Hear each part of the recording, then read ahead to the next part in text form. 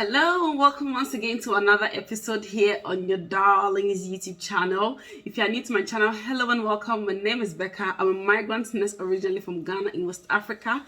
On this channel, basically, I talk about nursing, I do lifestyle videos, a little bit of me, fun and positive vibes here and there. And to my returning subscribers, I want to say thank you so much for constantly coming back to the channel. So this particular video I'm going to be talking about is by request by a group of people, but I felt like it is going to benefit others. In today's video, I'm going to be giving a detailed explanation of how to do a successful dependent visa application from overseas. And also what prompted me to do this video is that when I applied for my dependent visa, they were refused. But I don't want to go in there because that will not benefit anything to you as a viewer. What you need to know is how to make your dependent visa application successful.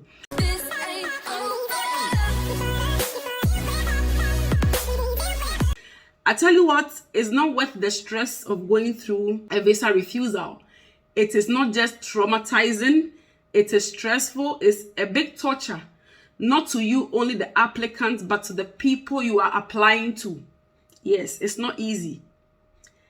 It is very, very disheartening, and it's not a situation I would like anybody to go through. And that is why I am making this video. Right, so in today's video, I'm going to be explaining who your dependents are and give you all the details you need. So I'll give you different scenarios because we are not all the same. All right, so somebody can be a widow, a single mother, the only surviving parent. You can be anything. So I'll give scenarios from all over across. You may be married, you may be unmarried, you may be living together, you may be cohabiting. So I'll give details across board. So whichever category you fall in, that applies to you, you use it. And then after that, I'll give the general thing that applies to everybody.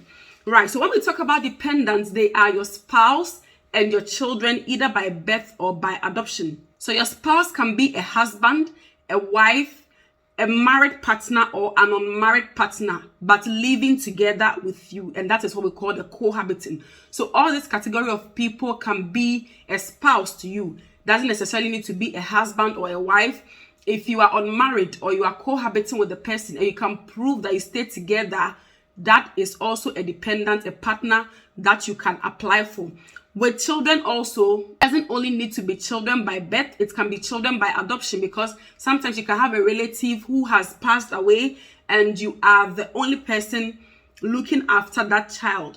Once that child is below the age of 18 years, they qualify to be your dependent, so you can apply for such people if only you can prove that yes, they are your dependent. Also with the children, if your child is above the age of 16 years and you are applying for them as a dependent, they should either be living with you and they should not be married, okay, or they should not have children. So that is the criteria for bringing in children who are above the age of 16 years. The child should be financially dependent on you, especially if they're above the age of 16 years. You need to prove that they financially depend on you.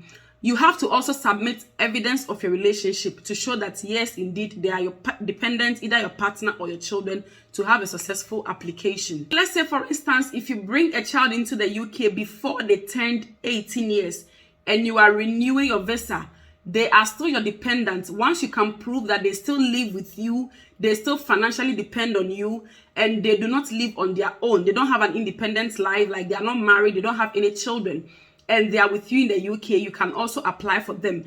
And also, if a child is born in the UK, you can also apply for residency for this child.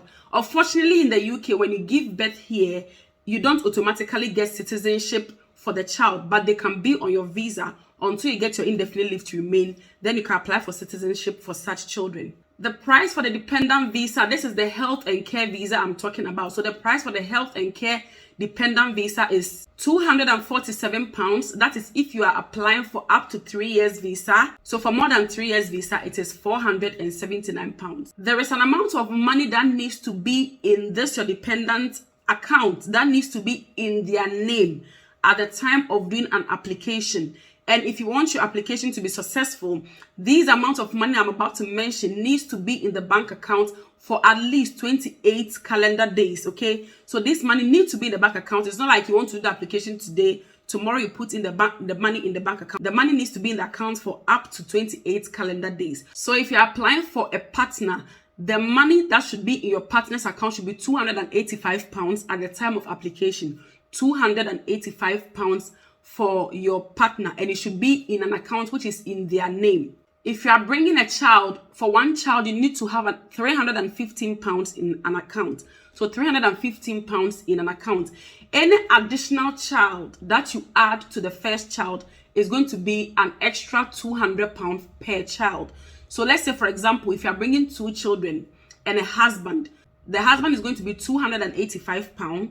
The first child is going to be £315, and then the second child is going to be £200. So let's say if there are 3 children plus the husband, so that's £285 for the husband, £315 for the first child, £200 each for the remaining children. I hope it's making sense. However, if you are doing the application and let's say your partner, or especially the children, you have children, some of them don't have accounts in their names. What you can do is that there is a form at the end of the application that is called the third-party form. So that third-party form, you need to print that form out, you need to fill it and add it to the application to show that you are the one sponsoring that application you are doing. Otherwise, your visa will stand the chance of it being refused. If you are a health worker that is applying, but you do not have all of this money that I've mentioned, you can let your employer give you what we call the maintenance letter. So that use the maintenance letter to add to your application without proving all of these funds. So now I'm going to move on to the evidence or the things that you need to attach to all of these things to make your application successful. Let's say you are the sole parent in the UK. So according to the UK law, at the time of application for a child, now I'm talking about the children, if you're applying for a visa for a child to come into the United Kingdom, the law requires that both parents need to be in the United Kingdom. If both parents are in the United Kingdom, you do the application, you attach your passport biodata page and your BRP card, you write a consent letter for the applicant stating that you are the one giving that child, if it is a child, giving that child the permission to come into the United Kingdom. However, if you are the only parent in the UK, so we have some people that are widows, they are in the UK by themselves because they lost their husband, or they are single mothers, or they are divorced, or whatever reason, but you are the only applicant that is in the United Kingdom. What you can do is that there are 3 ways of going about this. So the first thing is that you can take a consent letter from the other parent. If the other parent is still alive and you want to bring the children, you have to take a consent letter from that parent and attach a copy of the passport biodata page to your application, in addition to all of the documents that they will be requesting from you. If you are the sole surviving parent, let's say you are the only parent that is alive, you need to add the death certificate of the other parent to show that the other parent is dead.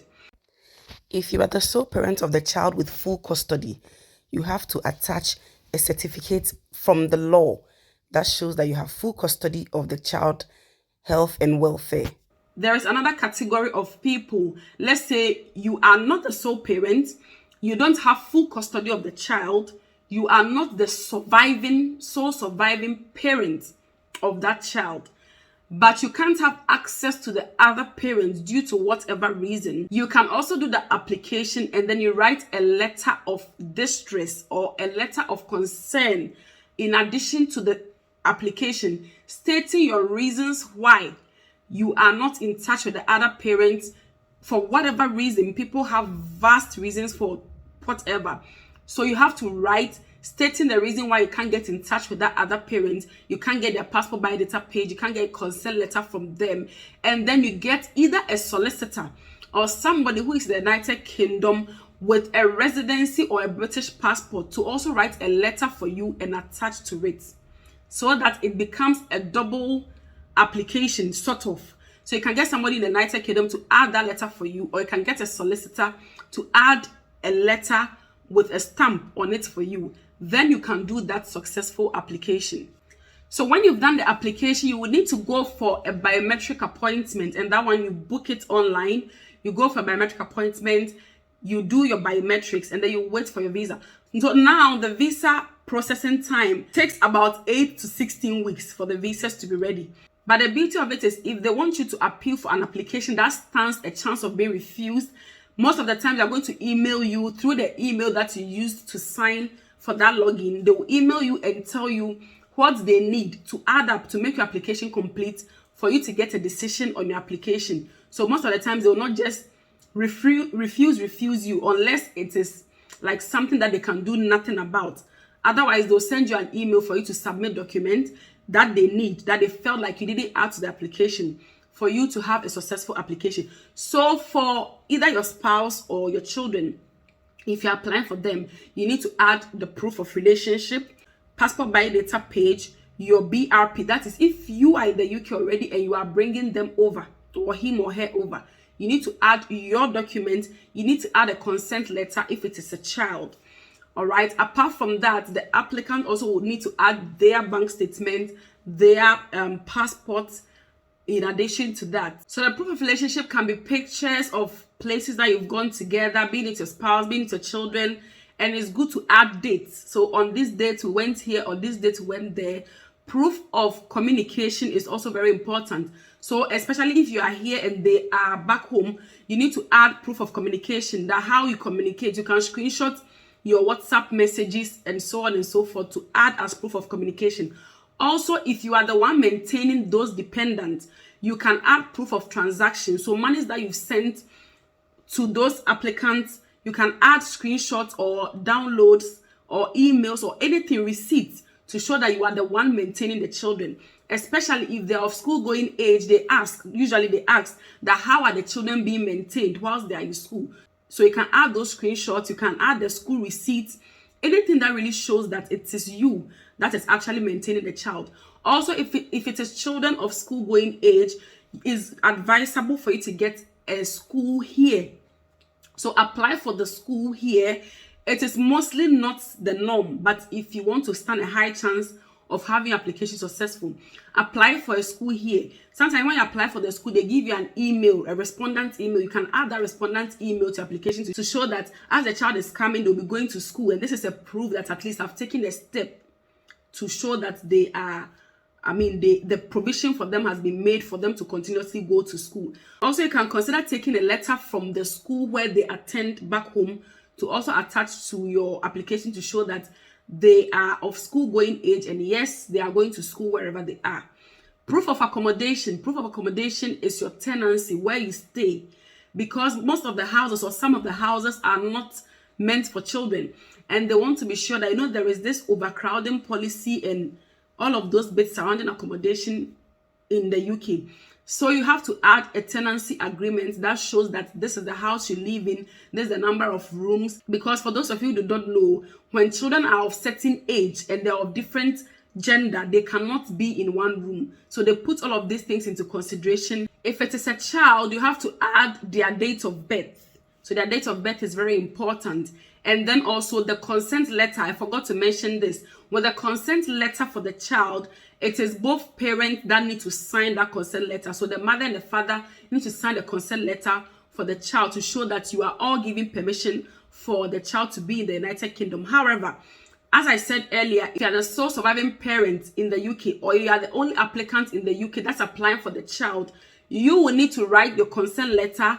You sign it. You will get your partner to also write their consent letter, sign it, and both of you add your passport biodata page saying that yes, you have both agreed for the child to be with one parent in the United Kingdom. Sometimes it happens maybe due to work commitment. One parent is in another country, the other parent is in another country. Maybe he or she has a good paying job in that country and they don't have any plans of moving yet. But that doesn't mean the children should be stuck elsewhere. You both have agreed that the children should be one person. So both of you write your separate letters, add your separate passports, and then you add it to the application to make it successful. If there is anything I didn't mention in this video that you know of, you can put them in the comment section and let others also learn from us, because that is the purpose of this video. Thank you guys so much for constantly coming back to the channel, and I hope this video helps one or two people. Until we meet again in my next video, guys, is bye.